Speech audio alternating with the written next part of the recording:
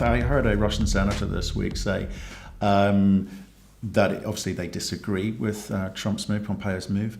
They think that this will actually drive the Iranians to build a nuclear weapon because things are tough in Iran. The sanctions are very, very severe as it is, and there's a lot of tension with regards to the relationship between Iran and the US. So if Russia sides with Iran, can it also work with the US? There's two workarounds. The one workaround which will be driven outside of the US is that the various players who are involved in the three facilities that will no longer be granted sanctions waivers will need to withdraw. So that would effectively be a repeat of what we saw with the Fordow plant when the Russian interests gracefully withdrew on a technicality.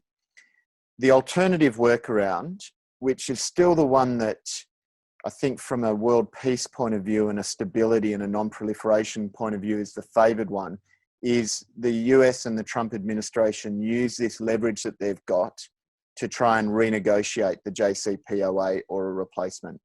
That's what the other parties to that agreement are calling for. That's what they've wanted for quite some time.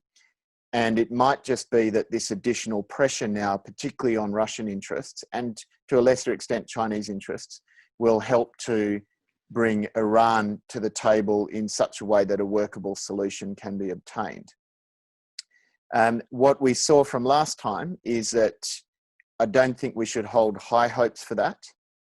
It seems to have been a signature foreign policy for the Trump administration as we get closer to the elections. I'm not sure that this is the type of outcome that would please the more hawkish ends of their support base.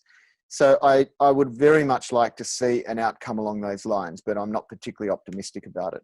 Obviously, Pompeo and Mnuchin have been at loggerheads over this topic. There's this sort of doves and the hawks battle yet again on another topic. But, the tensions are high between the US and Iran, as we've said, with the killing of Soleimani, the Iranian general. There was some retaliation at a US base. There's a lot going on in the region, which perhaps the Russians are better suited to try and resolve, are they not? Because this is a very sensitive.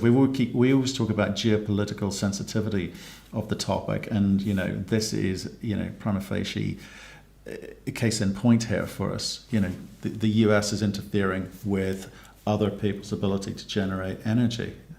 Quite right.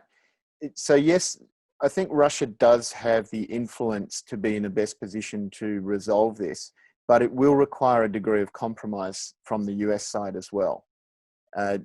Russia needs to be able to resolve this whilst retaining face itself and not being seen as simply cratering to a strong arm or hawkish US position here. So without a degree of that compromise, I think it's very unrealistic to think that Russia will compromise unilaterally. And unfortunately, that just leaves the Iranian citizens caught in the middle.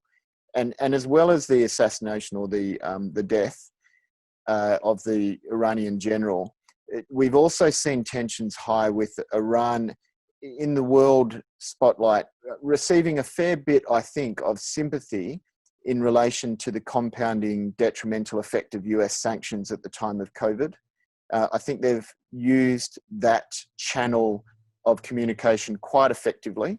The US would call it propaganda, and there's always an element of that. But I think there's a number of parties internationally who are thinking that maybe hardline sanctions are not really the humanitarian approach when a country's on its knees because of a pandemic. So maybe that will find its way into this calculation at the same time.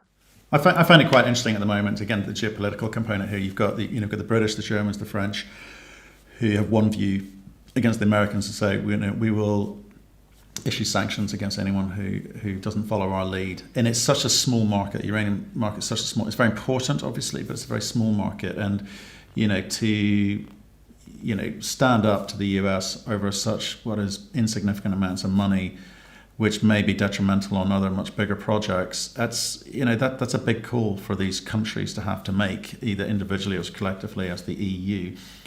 China, on the other hand, they don't care, do they? I'm sure they care. There's no question. This is very, very important to them, and their nuclear export ambitions are enormously strategic to China. But whilst they do care, they aren't at the same sort of commercial risk that Rosatom and the Russian interests are. China imports very little nuclear fuels into the US. A number of their suppliers are already on US sanctions lists. So it doesn't make a big difference to them. They haven't yet significantly cracked the EU import market for nuclear fuels, and China's main focus at the moment is domestically. And they will try, as they have in many other industries, to perfect the nuclear fuel chain and the nuclear power cycle internally and domestically before they turn their focus to exports. So they don't have as much skin in this particular game. But what I'd say, Matt, is your point about this being a small but very important cog in a bigger wheel is very true, and it certainly escalates the risks here. We've got an industry that's still worth very small amounts relative to other industrial interests, and certainly relative to military expenditure and other geopolitical large cogs that we've got at play here. So that puts America probably more at risk than Russia in this situation. If Rosatom was to say, look, we've invested in our foreign policy that's based on being a reliable party here, and we agreed to build Bushehr nuclear power plant, and if in 90 days the Trump administration says that's off the sanctions list as well, I think we could easily see a scenario where Russia says our priority is our firm commitments with our foreign policy partners, including Iran.